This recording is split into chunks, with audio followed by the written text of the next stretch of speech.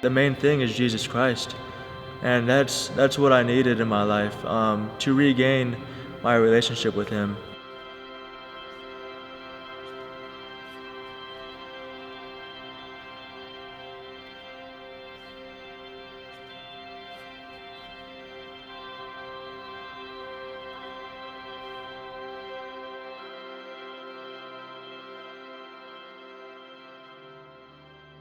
So I was born and raised in Washington State. I was in a Christian home. We attended church regularly every Sunday, Overlake Christian. Had a lot of friends growing up that I was in Sunday school with, and my dad he got a job offer when I was about 6 years old, and we moved to Arizona. From that point, life went on. I didn't have a bad childhood. It was good. And I had my ups and downs throughout elementary school, but overall, life was good.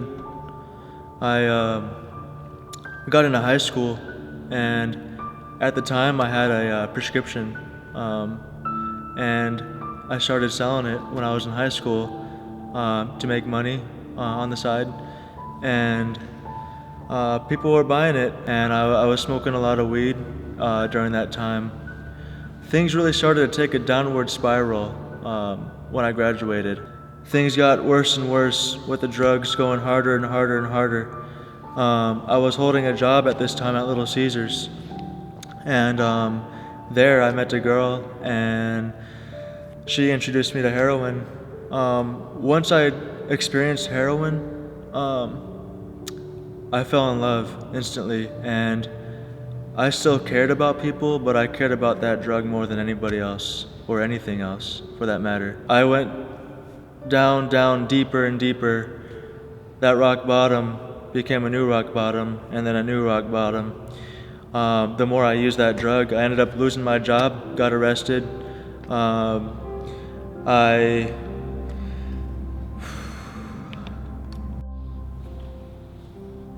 ended up getting kicked out of my parents' house.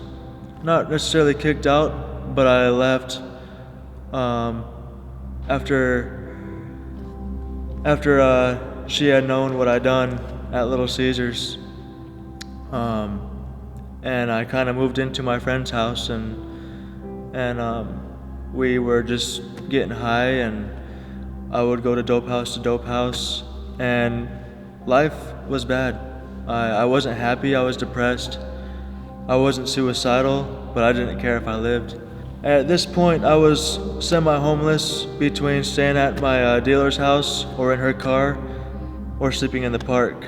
One night, I was sleeping in the park inside of a dugout in El Mirage, and some guys approached me, asked me what I was doing.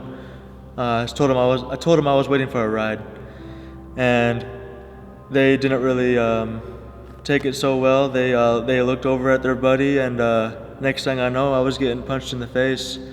I got up, got punched again, made it to my mom's house, and we ended up going to the ER. They did some x-rays. I had 4 broken bones on the left side of my face and needed surgery. A couple of days later, I had to end up getting 2 plates and 9 screws in my face, and you would think that was rock bottom. My mom didn't want me on the street. She didn't know I was on the street. I always told her I had a place to be, but things came out, and she told me that she would take me in the house, and she said, there's one condition though. There's a young adult group that Reveal has. I want you to go to that at least 4 times in a row. Let's try it out. I said, all right. So every other Wednesday, I told my dealer, I said, hey, I have to go to this thing if I want to stay in this house. And I said, you can come, and didn't really think anything of it. Me and my dealer would go to this adult group, and there we met some people that were just down to earth.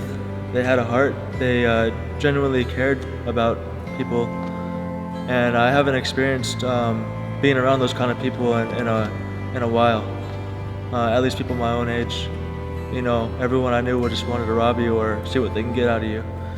Um, and during this time of going to this Bible study, I was living at my parents' house. I was still getting high. There was no way I could get sober, I felt. Um, and there came a night, Halloween 2014. I went to a party with my dealer, and we had our fun there. And we ended up going back to the house, and she gave me a shot of heroin. And I didn't know this, but at the time it would be my last time using. Prior to this, I owed her some money from a drug deal gone wrong. And the next day, my mom lent me some money. I paid her back. She took the money, gave it to my mom, and said, "No, I want him to pay for it." The dealer finally came out and said, "Hey," to my mom, "Do you know what your son's doing? You know he's doing heroin? Look at his arm. He's got some issues. He needs help." And my mom looked at me completely shocked. Had no idea. And it broke my heart seeing my mom like that.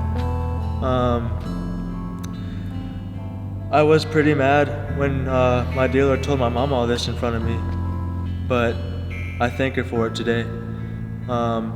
If it wasn't for that, I don't know where I would be. I could be dead.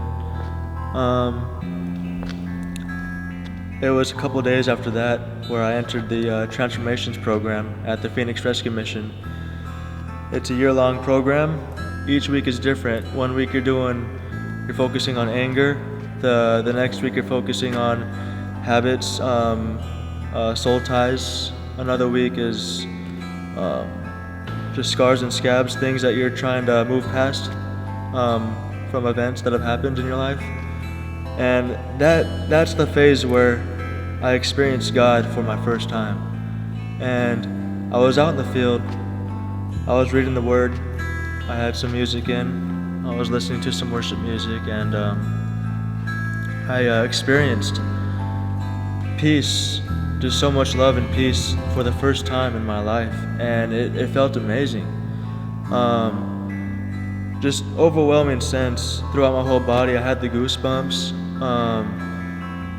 and what I was feeling on that day was something that was so much better than any high I've ever had. And at that point, that's when I started using the motto. I switched my addiction from heroin to the Holy Spirit, and I felt truly healed from that point.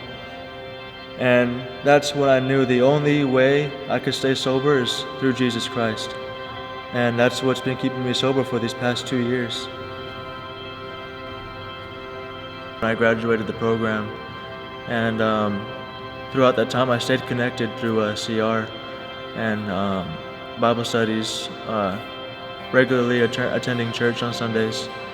And I would pick up my sobriety chips. It went from a year. I got an 18-month chip. I got my 2-year chip. Now I'm going on about 2 years and about 3 months. The last time I used was Halloween of 2014. My life was a mess. It was spiraling down fast. Semi-homeless. Found this place, and they really gave me the tools and everything I needed. Which the main thing is Jesus Christ, and that's what I needed in my life, to regain my relationship with Him, getting baptized, and that's what I did, and I continue to work on that relationship, because without God there's only death, and that's what I keep in my head, and I keep moving forward, and I have to know that there's a plan for everyone, and that's myself included. I do my part, He's gonna do His, and so that's what I do, is one step at a time. I live one day at a time. That's all I can do.